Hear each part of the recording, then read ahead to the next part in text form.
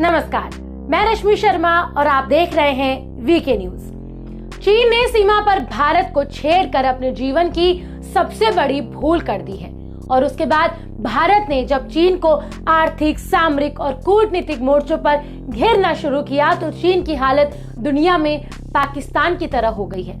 चीन दुनिया में अलग थलग पड़ता जा रहा है। कई देशों ने खुलेआम चीन को युद्ध की चेतावनी दे दी तो कई उससे व्यापारिक संबंध तोड़ रहे हैं। कोरोना ने चीन की अर्थव्यवस्था पर वैसे ही आघात किया है और दुनिया भर के सैंक्शंस के बाद चीन की अर्थव्यवस्था बर्बादी की ओर जा रही है। चीन की दुनिया में काम कर रही कंपनियों के लिए ये बेहद मुश्किल वक्त है। चीनियों को देखकर लोगों के मन में क्रोध आ रहा है और इसका नतीजा ये है कि चीन का बिजनेस दिनों दिन गिरता जा रहा है।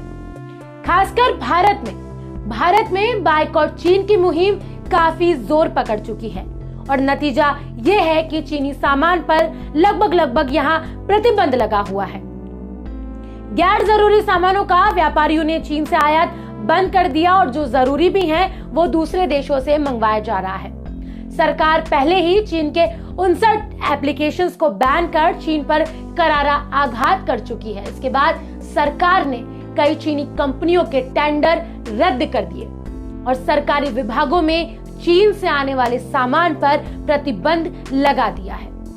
और अब खबर यह है कि भारत की इलेक्ट्रिकल इक्विपमेंट और इलेक्ट्रॉनिक इंडस्ट्री ने भी चीन को झटका देते हुए चीनी कंपनियों के ऑर्डर को बड़े लेवल पर कैंसिल करना शुरू कर दिया है। अब इन ऑर्डर के लिए नए ठिकानों की तलाश शुरू कर दी है। ये कंपनियां मुख्य रूप से पावर डिस्ट्रीब्यूशन और ट्रांसमिशन गियर के ऑर्डर कैंसिल कर रही है और दूसरे देशों से अधिक कीमत होने के बावजूद ये सारे सामान मंगवा रही है।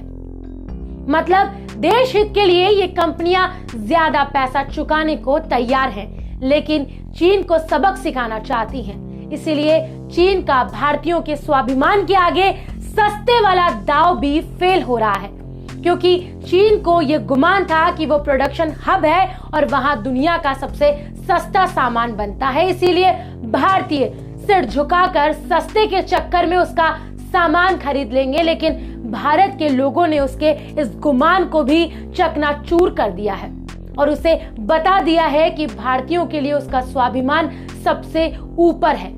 कंपनियों ने इसकी शुरुआत मई महीने से ही कर दी थी, जब देश के पीएम ने वोकल फॉर लोकल का मंत्र दिया था, सबसे लोकल के लिए वोकल होने का आह्वान किया था। लेकिन इस महीने पावर गियर के आयात पर तमाम प्रतिबंध लगने के बाद इस मुहिम को और बल मिला है। Indian electrical electronics manufacturers association यानी ईमा के प्रेसिडेंट आर.के. चूक ने कहा कि अब तक इंडस्ट्री में कच्चा माल, असेंबली का सामान और काफी सारी बना बनाया सामान भी चीन से ही मंगवाया जाता था, लेकिन इंडस्ट्री अब विकल्प की तलाश कर रही है ताकि चीन से सामान की सप्लाई को रोका जा सके। जब तक हम पूरी तरह से आत्मनिर्भर नहीं हो जाते तब तक इन सामान के लिए भरोसेमंद और दोस्ताना रवैया वाले देशों से जैसे जापान, ताइवान, कोरिया और जर्मनी की ओर शिफ्ट हुआ जा सकता है। सॉफ्टवेयर का आयात यूरोप से किया जा सकता है और तमाम कच्चे माल के लिए रूस, चेक रिपब्लिक या पोलैंड का रुख किया जा सकता है।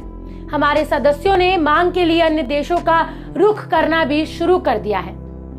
मतलब चीन की चौधराहट को निकालने की पूरी तैयारी भारतवासियों ने कर ली और भारत के व्यापारी और देशवासी मिलकर चीन को भारत के अंदर ऐसे घेर रहे हैं कि उसकी आर्थिक कमर टूट जाए, जिसके दम पर वो अपने हथियारों का मुजाहिरा करके दुनिया को डराता रहता है।